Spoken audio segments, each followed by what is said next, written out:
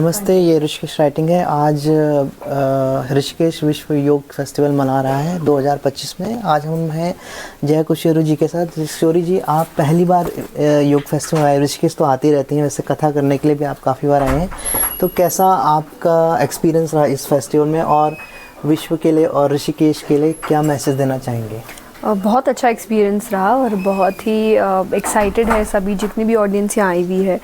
और तो आपको अच्छा लगता है जब आप किसी ऐसे लोगों के बीच बात करते हैं जो बातों को ग्रहण कर रहे हैं, जो उन्हें और आपके साथ कॉन्वर्सेशन कर रहे हैं। So I was very happy and I am very happy. I am thankful to international yoga festival committee, जितने सभी लोग जिन्होंने मुझे इस इवेंट के लिए यहाँ पे इनवाइट किया।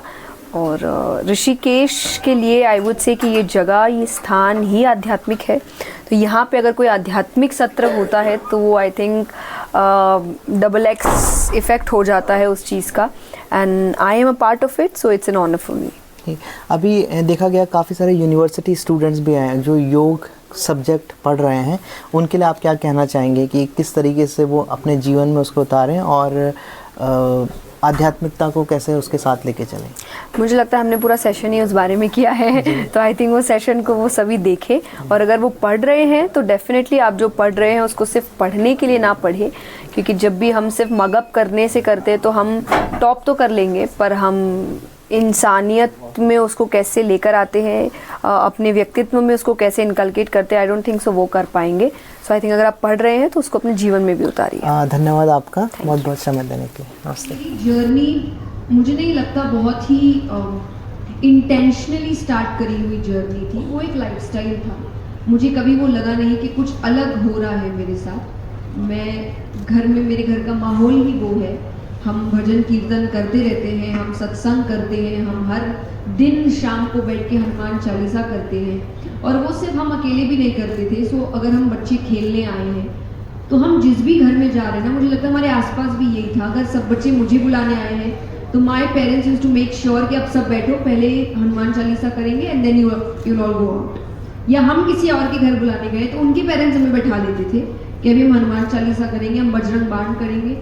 और फिर हम वो सब सारे बच्चे कह रहे होते थे, और हमें इतनी हैबिट हो चुकी थी कि आप विश्वास नहीं करेंगे कि हम पहले जहाँ रहते थे वहाँ लाइट्स बड़ी जल्दी जाती थी, और हम उस समय रहते थे कि हमारे लिए लाइट जाना बहुत खुशी का माहौल होता था, क्योंकि हमें और ज़्यादा खेलने का मौका मिलेगा, हमें घर नहीं बुलाया जाएगा। And we had this weird game कि जहाँ हम सब सर्कल, हाथ पकड़ के सर्कल बना के, और हम सारे बच्चे हनुमान चालीसा करते थे चिल्ला चिल्ला के, क्योंकि अब अंधेरा है, सब चुप है, तो आवाज़ ज़्यादा घरों तक पहुँचेगी। ये हमारा एक खेल था। तो मेरा तो लाइफस्टाइल ही स्पिरिचुअलिटी थी, पर ये मुझे बहुत बड़े होने के बाद समझ आया कि ये लाइफस्टाइल होने की वजह से मेरे ही एज के बच्चे जिस प्रॉब्लम से जूझ रहे हैं, जिस सिचुएशंस के सामने बहुत हेल्पलेस महसूस कर रहे हैं, मैं बहुत ग्रेसफुली उनको एक्सेप्ट कर रही हूँ। पर मुझे उस वक्त रीज़न नहीं समझ आ रहा था कि ये चेंज क्यों है। But obviously when you understand spirituality, के जो बाद में आपको बताया जाता है, ओह जो आपका लाइफस्टाइल था वो आज का ट्रेंड है कि लोग स्पिरिचुअल होना चाहते हैं। और मुझे लगता है ये तो मेरे घर का माहौल था, हम ऐसे ही तो थे हमेशा से। और फिर मुझे समझ आया इसीलिए मेरे अंदर ये चेंज आया है। And now I make sure कि मैं जितने भी यंग बच्चों से मिलूँ जो मेरे एज के हैं या अब जेनजीज हैं, कि अगर आप सच में एक स्टेबल लाइफ चाहते हैं, अगर आप सच में बहुत सुकून भरी जिंदगी चाहते हैं, you have to start your spiritual journey as soon as possible. This is actually मेरे लिए थोड़ी नई चीज़, क्योंकि हाँ बिल्कुल, शायद कुछ बच्चे अपनी स्पिरिचुअल जर्नी यहीं से शुरू कर लें। तो हमें हमें जो बताया जाता है कि एक एज है जिसके बाद एक स्पिरिचुअल पाथ आपको लेना चाहिए, तब तक सांसारिक दुनिया के कुछ कर्तव्य है, कुछ सक्सेस है, कुछ हैप्पीनेस है जो आपको अचीव करनी ही पड़ेगी। तो शायद हम जैसे कई लोग ना वेट में रह जाते हैं कि अच्छा एक एज होगी, थोड़ा आगे बढ़ेंगे, तब आध्यात्म का कोई कोर्स करेंगे और वहीं से सब कुछ सीखने को मिल जाएगा। लेकिन you are absolutely right when you say that spirituality तो हमारे एक हिस्टोरिकल लाइफस्टाइल का एक पार्ट रही है या पार्ट होनी चाहिए थी। And just again because very curious to know this that कोई द फैक्ट दैट स्पिरिचुअलिटी आपका मेन स्टे बन जाएगी, इसमें कभी कोई कॉन्फ्लिक्ट कि सांसारिक दुनिया से शायद परे आना पड़ेगा इस चक्कर में? फर्स्ट ऑफ ऑल मैं बहुत लॉजिकली बात करती हूँ. हम भक्तों के पीछे तो बाद में जाएंगे कि जितने भी भगवान के भक्त हुए सब यंग एज में हुए. कोई भी ऐसे भक्त नहीं हुए जिन्होंने बुढ़ापे में जाके भक्ति शुरू की. मीराबाई, कर्माबाई, शबरी माता, सब छोटे छोटे एज में उन्होंने भक्ति शुरू की. So we never had this thing कि आपको बुढ़ापे में जाके भगवान को मनाना है. And what I feel personally कि शायद ये बीच में जो हमारे कई रिचुअल्स को चेंज किया गया था, कई स्क्रिप्चर्स में गलत चीज़ें घुसाई गई थी. उस वक्त किसी ने ये रीत चला दी थी कि भक्ति मतलब बुढ़ापे का काम है. और ये आप लोगों को कैसे समझाया जाए, तो आपको कह दिया गया अगर भक्ति करनी है तो सांसारिक दुनिया छोड़नी पड़ेगी. किसने छोड़ी? मैक्सिमम जितने भक्त हुए किसने सांसारिक दुनिया छोड़ दी? Biggest example is Arjun. Prince, राजा, जितना वैभव उनके पास था, जो खजाना उनके पास था, जो ज्वेलरी वो पहनते थे, जिस तरीके के रथ में वो घूमते थे, क्या ये सब बिना पैसे के आता है? और आप मुझे बताइए, अगर मैं आज के यूथ को बोल रही हूँ कि आपको डिवोशन लाना है अपनी लाइफ में, आपको स्पिरिचुअलिटी लाना है अपनी लाइफ में, एंड देन आई से कि आपको मनी छोड़ना पड़ेगा, सांसारिक जीवन छोड़ना पड़ेगा, सक्सेस छोड़ना पड़ेगा, तो कहीं ना कहीं मैं अपनी देश की हानि कर रही हूँ. तो मैं भक्ति और देश को आगे ले जाने दोनों का काम बैलेंस करके कैसे कर सकती हूँ?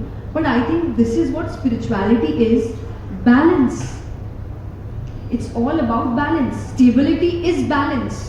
आपको अगर मेंटली पीस चाहिए तो आपको बैलेंस बना के चलना पड़ेगा. So balance is the key.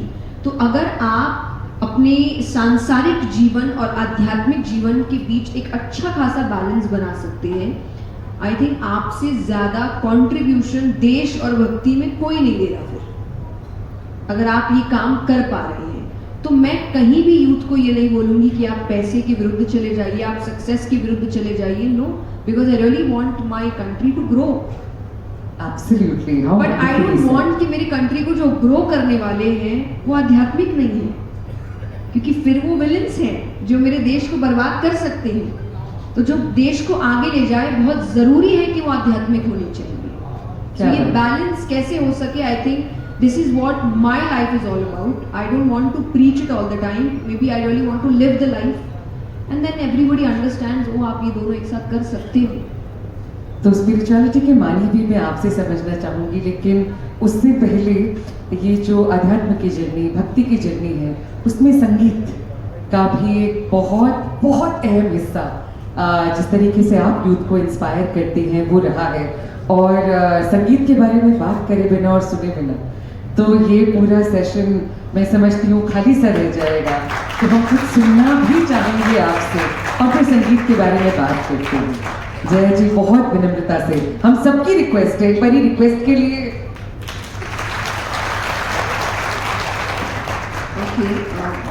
मुझे लगता है मेरे लिए संगीत सत्संग है. ऑब्वियसली मैं किसी को इस चीज़ के लिए प्रेशराइज नहीं करती. कुछ लोगों को गाने पसंद है, अलग अलग तरीके के सॉन्ग्स पसंद होंगे, पर मेरे लिए संगीत सत्संग है, मेरे लिए संगीत भजन है, मेरे लिए संगीत मंत्र है. और ये मेरे जीवन में अगेन स्टेबिलिटी लेकर आता है. जब भी मैं बहुत बहुत परेशान होती हूँ मैं भजन चला देती हूँ, और पता नहीं मुझे अपने आप इतनी शांति महसूस होती है. नॉट दैट कि मुझे सोल्यूशन मिल चुका है उस दिक्कत का, उस प्रॉब्लम का, बट मैं सोल्यूशन ढूंढने की स्थिति में आ जाती हूँ. वरना आप बड़े स्ट्रेस्ड रहते हो, आपको ऐसा लगता है क्यों क्यों क्या हो रहा है, ऐसा क्यों हो रहा है. बस भजन ऑन होता है, लाइक ओके शांत, देखते हैं हो जाएगा सब कुछ, कोई बात नहीं, प्रॉब्लम्स आते रहते हैं.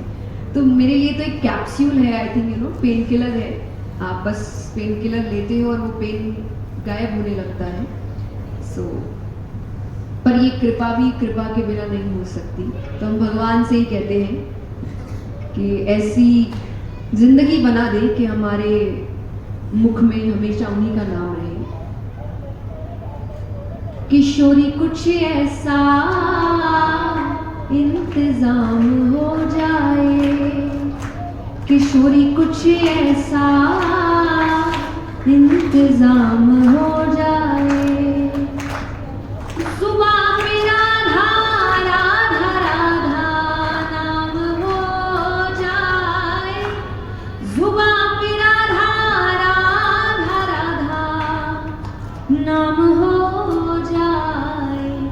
किशोरी कुछ ऐसा इंतजाम हो जाए। क्या बात है जया जी, बिल्कुल मन नहीं भरा अभी तो कथा कराइए उसके लिए। मैं दो चीजें एक साथ नहीं करती। बिल्कुल नहीं, बिल्कुल आपकी बात जायज, पर बहुत बहुत उत्सुक का शायद वो जो कैप्सूल की बात आपने करी थी, इसका टिप आके थोड़ा सा हमें भी लगा, पर इस बारे में हम इंटरनेशनल योग फेस्टिवल में स्पिरिचुअलिटी की बातें यहाँ पे चल रही हैं और पहले भी हमने इस बारे में बात करी है कि आज का जो आधुनिक मनुष्य है, जो एक तरह का लाइफस्टाइल, एक तरह का सक्सेस चीज कर रहा है, वो थोड़े एक आध्यात्मिक की क्राइसिस, एक स्पिरिचुअल क्राइसिस से तो गुजरता है। शायद कनेक्शन में है खुद से, अपनी संस्कृति से, पता नहीं क्या चीज़ है, और फिर वो एक्चुअली तलाशते हैं कि कैप्सूल में काश एक स्पिरिचुअलिटी मिल जाए, मैं 2 दिन जाके कुछ सुनूं और मैं बिल्कुल वहाँ से क्लीन होके, क्लेंस होके, चेंज होके निकल जाऊं। आप क्या समझते हैं, तो ये क्राइसिस क्यों है, ये आधुनिक मनुष्य इतने तनाव में क्यों है और क्या करे, कैसे उभर पाए? तनाव में है क्योंकि स्पिरिचुअल नहीं है। ये मेरे लिए सबसे सिंपल आंसर होता है, क्योंकि ऐसा नहीं है आज के समय में ही सबसे ज़्यादा काम है। कई बार मुझे ऐसा लगता है हमारे पेरेंट्स ने हमसे ज़्यादा काम किया है और हमसे कम एक्सपोजर्स में। Like we have innumerous options right now. उतने ऑप्शंस तो हमारे पेरेंट्स के पास थे भी नहीं, हम उतने लोग भी नहीं हैं परिवार में जितने पहले लोग थे, पर फिर भी सब आराम से अपना घर चला रहे थे।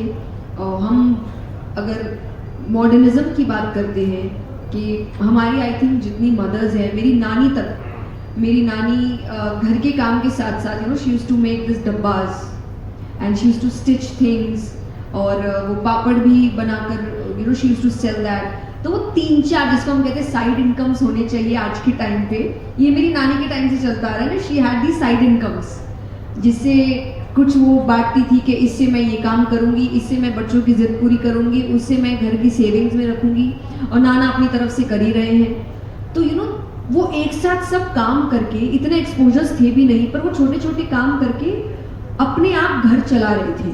तो जितना प्रॉब्लम, जितना स्ट्रेस शायद उनको था, हमें है भी नहीं, पर फिर भी उन्होंने बहुत ईजिली उसको हैंडल किया, क्योंकि उस वक्त स्पिरिचुअलिटी बहुत ज़्यादा थी। And by spirituality I mean religiousness. आज के टाइम पे यू हैव डिफरेंट ऑप्शंस। आज के टाइम पे लोग बोल सकते हैं, oh I am not religious but I am spiritual, but for me it's interconnected. मुझे ऐसा लगता है कि जब आप सच में आध्यात्मिक होते हैं तो एक स्तर पे जाके आप धार्मिक बन जाएंगे, जब आप पूर्ण रूप से समझोगे। क्योंकि मेरे हिसाब से धार्मिक होने का मतलब पूजा पाठ करने वाला व्यक्ति नहीं होता, पर ये जानने वाला कि कोई तो शक्ति है बाहर। आई ऑलवेज से, आप पिक्चर मत बनाइए, आप नाम मत रखिए, आपको कोई जबरदस्ती नहीं है कि आपको इसी पिक्चर को मनाना पड़ेगा या इस नाम से ही पूजा करनी पड़ेगी। बट इतना अगर आप अपने मन में भी सोच लो ना कि देयर इज अ पावर जो मेरे से बड़ा है, जो दुनिया चला रहा है, जो जानता है कब क्या करना है, and I have to give that feeling of surrenderness to him. सिर्फ इतना थॉट भी आप लेकर आते हैं, आई थिंक आप धार्मिक बन चुके हैं। फिर धीरे धीरे चाहे शास्त्र पढ़ना है, चाहे आपका ये समझना है, because we are in Rishikesh, जब हम गंगा आरती की बात करते हैं, जब हम हवन की बात करते हैं, ये सब धार्मिक होना है। पर आपको बाद में समझ आता है कि ये सारे रिचुअल्स एक रीजन से किए जाते थे। ये सारे रिचुअल्स आपके नॉर्मल लाइफ में कैसे आपको स्टेबिलिटी दे सके, इस रीजन से किए जाते थे। डिफरेंस इज कि हमारे पेरेंट्स ने अपने पेरेंट्स से कभी क्वेश्चन नहीं किया। वो उनका समय था, उनको ऐसा लगता था पेरेंट्स से क्वेश्चन नहीं करते, उन्होंने नहीं किया। जो पेरेंट्स ने कहा उन्होंने कर लिया। हम क्वेश्चन करते हैं, पर अब हमारे पेरेंट्स के पास जवाब नहीं है। पर क्योंकि उनके पास जवाब नहीं है, इसका मतलब ये नहीं कि असल में जवाब ही नहीं है। तो जवाब है, बस उनको नहीं पता। तो ये सारी चीजें, सारी पूजाएं, हवन है, आरती है, रिचुअल्स है, ये सब साइंटिफिकली बैक्ड अप है। यू हैव रीजंस, व्रत के रीजन है। आज आप इंटरमिटेंट फास्टिंग बोल लो, आज आप नॉर्मल फास्टिंग बोल लो, वीक में आपको एक बार फास्ट करना चाहिए, लेकिन जब हम उसको व्रत का नाम दे देते हैं तो हम बड़े ही अनकूल हो जाते हैं, हम बहुत ट्रेडिशनल हो जाते हैं। But just tell me one thing, एक सिंपल सा एग्जाम्पल है कि आपको जिम्मेदारी दी गई है किसी का ध्यान रखने का, you have to take care of that person. Okay, जहाँ जितने यूथ है, I would love to hear it from you guys कि आपको एक ड्यूटी दी गई है कि आपको किसी का ध्यान रखना है। ओके, आप उनका ध्यान रख रहे हो, बट सिर्फ इस पर्सपेक्टिव के साथ कि ये आपकी ड्यूटी है और कुछ भी नहीं, आपका काम है, आपको करना है, और करने के बाद यू आर ऑल डन, और आपको उस इंसान से कोई मतलब नहीं। सेकंड, कोई ऐसा है जो आपका अपना है, जिसको आप पसंद करते हो, जिसको आप प्यार करते हो, आपका पार्टनर हो सकता है, पेरेंट्स हो सकते हैं, आपके बच्चे हो सकते हैं। अब आपकी ड्यूटी तो है ही उनका ध्यान रखना, बट आपके अंदर एक इमोशन भी है जहां आप चाहते हैं उसका ध्यान रखना। एंड में दोनों ही जो ध्यान रखने का तरीका है, उसमें बेहतर तरीका कौन सा है जो ज्यादा इफेक्टिव होगा? प्लीज बताएं।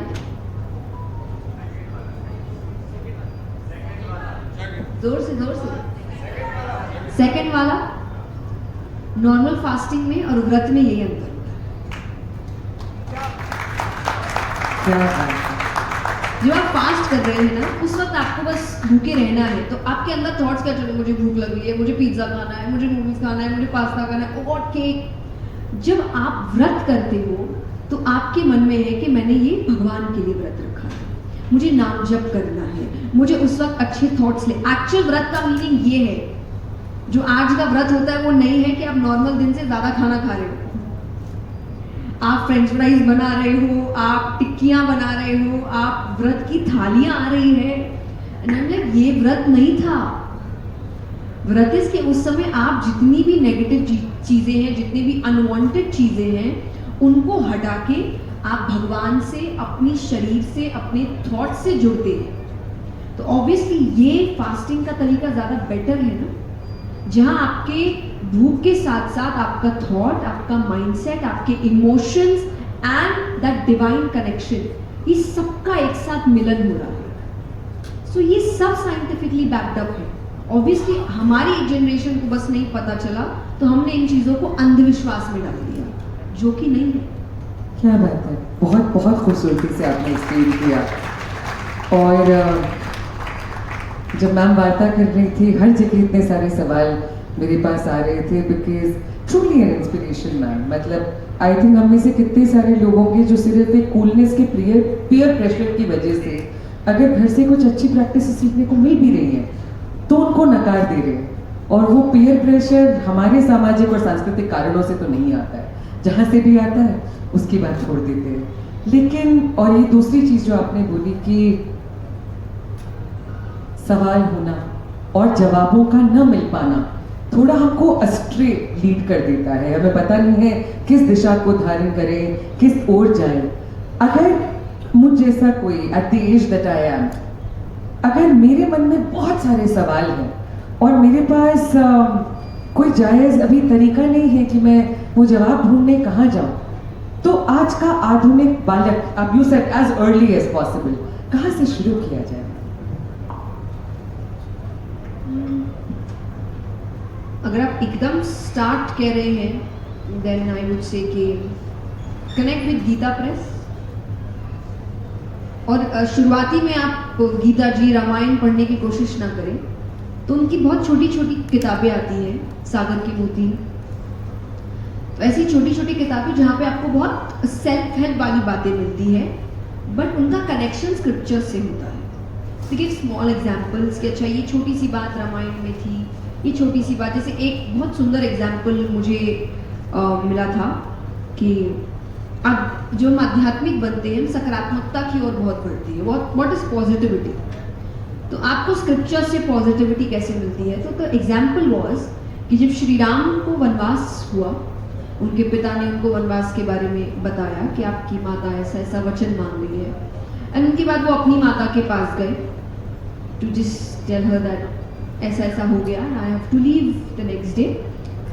तो कोई भी जो नॉर्मल बच्चा होगा घर का, वो जाके रैंट आउट करेगा, या अपनी माँ को समझाएगा कि मेरे साथ गलत हुआ, पिता ने गलत कर दिया, एक बच्चे के लिए दूसरे बच्चे के साथ बुरा कर दिया। That's what we do, right? हम मॉम को अपने डैड के बारे में कंप्लेन करते हैं, मेरी बात नहीं सुनी, ये नहीं किया, वो नहीं किया। एंड श्री राम ने अपनी माँ से जाकर कहा कि पिता ने मुझे वन का राज्य दिया,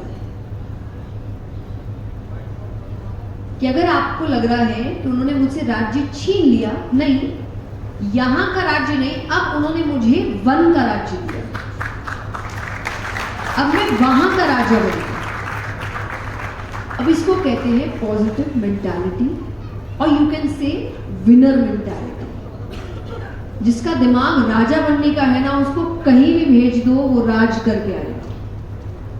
लेकिन जिसका दिमाग ही सेवक बनने का है, उसको राज्य भी मिल जाए ना, वहां भी वो सेवक जैसे काम करने का। तो this is what positivity is. ये मुझे शास्त्रों से समझ आया। पर मैंने रामायण तुरंत नहीं पढ़ी, पर ये छोटा सा एग्जाम्पल ने मुझे बहुत आई थिंक बहुत इंटरेस्ट जगा दिया मेरे अंदर कि अब मुझे रामायण पढ़ना है। तो ये छोटी छोटी चीजें आपके अंदर एक इंटरेस्ट पैदा करती है आध्यात्म से जुड़ने की, शास्त्रों से जुड़ने की। तो आप एज इट इज किताबें पढ़ रहे हैं, मेरे हिसाब से, please don't get me wrong, this is my personal opinion, fictional पढ़ने की जगह आप ऐसी किताबें पढ़िए। आप मनगढ़ंत कहानियों की बजाय अपने जीवन को सुधारने के लिए जो किताबें पढ़ सके वो पढ़िए, क्योंकि वहाँ कुछ खास आई थिंक हेल्प हो नहीं रहा है अकॉर्डिंग टू मी। मैंने दोनों पढ़ के देखी है, पर वहाँ आपको एंटरटेनमेंट मिल सकता है, पर एंटरटेनमेंट के लिए आज यू हैव इंटरनेट, तो दोनों तरफ एंटरटेनमेंट मत ढूंढो कि आप फोन पे भी एंटरटेन हो रहे हो और आप किताबों में भी एंटरटेन हो रहे हो, तो सीख कहाँ रहे हो? क्योंकि नॉर्मल एजुकेशन तो आई एम सॉरी टू से कुछ सिखा नहीं रही है, वो आपको पैसा कमाना भरपूर सिखा रही है, अच्छा इंसान बनना नहीं सिखा रही है। सब भाग दौड़ में है, टॉप करो, 90% लाओ, 95% लाओ, ये करो, एंड में कुछ हो नहीं रहा। बैक बेंचर्स ज्यादा अच्छा काम करके निकल जा रहे हैं। बात तो आप बिल्कुल बिल्कुल सही कह रहे हैं। जय जी, इतने लोग हैं जिनसे आप मिलते हो, आप मतलब फैन बोले, फॉलोअर बोले, डेबिटी बोले, मुझे नहीं पता कि करेक्ट शब्द क्या है। आपने शायद कुछ चेंज भी उनके जीवन में आते हुए देखा होगा, not just probably as an icon but probably as a guru. कुछ लोगों ने शायद आपको देखा हो, आपको अडॉप्ट किया हो। इस पूरे अध्यात्म के प्रोसेस में गुरु की जो भूमिका है या मार्गदर्शक का जो रोल होता है, क्या कोई था जो आपके लिए प्ले कर रहा था? और जनरली एक गुरु का जो स्थान है अपनी स्पिरिचुअल जर्नी में, उसको आप कैसे देखते हैं? बहुत, मुझे लगता है बहुत इंपॉर्टेंट स्थान है, पर एक सही गुरु मिलना भी बहुत जरूरी है। It's very tough these days, you know. और आज के टाइम पे लोग कहते हैं हम गुरु को परखे कैसे, एंड आई एम लाइक, आप इतने तो बड़े नहीं हुए कि आप गुरु को परख सके, पर फिर भी शायद जिस सिचुएशन में, जिस टाइम में हम रह रहे हैं, ज़रूरी भी हो गया है। तो मैं कहती हूँ आप एक काम कर सकते हैं, आप गुरु को मत परखिए, हमारे अंदर इतनी ताकत नहीं है, इतनी क्षमता नहीं है, हम पर खुद को परख सकते हैं। तो जब आप किसी को गुरु बनाने के बारे में सोच रहे हैं या किसी के आप सानिध्य में आए हैं और आपने गुरु बनाया नहीं है पर आप उनके सानिध्य में हैं, आप उनसे सीख रहे हैं, आप अपने अंदर जो डिफरेंसेस, चेंजेस आ रहे हैं उन्हें नोटिस करिए। तो आप सबसे पहले ये देखिए कि अगर वो गुरु आपको भगवान से जोड़ रहे हैं, अध्यात्म से जोड़ रहे हैं, आपके अंदर डिवोशन ज़्यादा पैदा कर रहे हैं, तो आप बिल्कुल सही जा रहे हैं। लेकिन अगर उनके सानिध्य में जाने के बाद आप भगवान से ज़्यादा उनसे जुड़ रहे हैं, आप भगवान से ज़्यादा उनका नाम ले रहे हैं, भगवान के साथ रहने की बजाय आपको उनके साथ रहना ज़्यादा अच्छा लग रहा है, आप गलत जा रहे हैं। कि गुरु का काम आपको भगवान से जोड़ना है, ना कि खुद से। अगर आप उनसे जुड़ गए हैं, उनकी फोटोएं आपके घर में बड़ी बड़ी होती जा रही है और भगवान की फोटो छोटी होती जा रही है, आप गलत जा रहे हैं। So you need to change. बहुत सुंदर, ये लिटमस टेस्ट की तरह जया जी ने बताया है। एंड एक्चुअली पता है, जब अच्छी चीज़ें सुनते हैं ना, तो अंदर कहीं पीछे हलचल होती है कि अरे ये पता था, लेकिन आज किसी ने बोल दिया। Can I stop you for a while, सबको सब पता है। या जितने लोग बैठे हैं ना, एक भी ऐसा नहीं होगा जिसको लगेगा ओ ये नई बात थी। मैंने सब वही बोला जो आपको पहले से पता है। एंड द ट्रूथ इज दुनिया में कोई नई बात है ही नहीं। 5-6 ज्ञान की बातें चल रही है दुनिया में जो सब बोल रहे हैं, बस लोगों के अपने अपने तरीके हैं और आपको लोगों के तरीके अच्छे लगते हैं, इसीलिए आपको व्यक्ति अच्छा लगता है।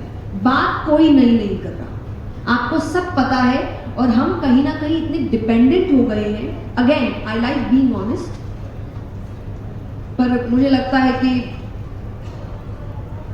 ये बोल के मैं अपना ही काम खराब कर सकती हूँ क्योंकि अगर सब ज्यादा समझदार हो गए तो हमें कोई बुलाने वाला नहीं है। बट द थिंग इज हमें सब पता है, हम इतने डिपेंडेंट हो चुके हैं कि हम चाहते हैं कि जो मुझे ऑलरेडी पता है प्लीज कोई आए और मुझे बताए कि मुझे ये करना चाहिए। बट आपको पता सब कुछ है और ये सेशन ज़्यादा देर नहीं चलेगा, यूट्यूब के वीडियो ज़्यादा देर नहीं चलेंगे, कोई भी लाइफ कोच 24/7 आपके पास नहीं रहेगा। अल्टीमेटली काम आपको ही करना है। सो इट्स इम्पॉर्टेंट कि वो रिमोट कंट्रोल अपने लाइफ का आप खुद ही उठाएं और खुद ही चलाएं रादर देन किसी और के हाथ में देख के कि वो चलाता रहे। अभी हमने दूसरों को दे के रखा और वो चला रहे हैं। So you are intelligent enough, आप सब बहुत बहुत ज्ञानी हैं, बस थोड़ी धूल बैठ रही है, शायद हम वो धूल हटाने का काम कर रहे हैं। नॉट दैट हम आपसे कुछ डिफरेंट है, हमारी शायद धूल वो जल्दी हट चुकी है और हम आपके धूल हटाने में हेल्प कर सकते हैं आपकी थोड़ी। इसीलिए भी मैं चाहती हूँ कि लोग ना माने कोई और भगवान है, कोई और बहुत हमसे, हम सब एक है। कोई जल्दी समझ गया है, कोई देर से समझ रहा है, तो जो जल्दी समझ गया वो दूसरे की हेल्प कर दे थोड़ी। That's how I think you can make the world a better place to live. हाँ, ब्यूटीफुली गुड।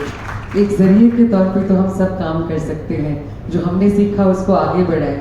और जया जी बहुत खूबसूरती से भी ये वाला काम कर रहे हैं। जया जी, एक और ना मॉडर्न प्रॉब्लम पर मैं आना चाहूँगी आपके संगत में, आपके सानिध्य में एक्चुअली, कि जब मैं जितना थोड़े बहुत मैंने स्क्रिप्चर्स पढ़े हैं, इतिहास पढ़े हैं, एपिक्स पढ़े हैं, उसमें औरतों की भूमिका मुझे बहुत सुंदर, बहुत भव्य लगी है, बहुत स्ट्रॉन्ग लगी है। लेकिन I don't know why, but unfortunately the fall of modernity has fallen in a manner that औरतों का strong होना या powerful होना is an exception. It is not the rule, at least जहाँ सामाजिक तौर पे हम देखते हैं।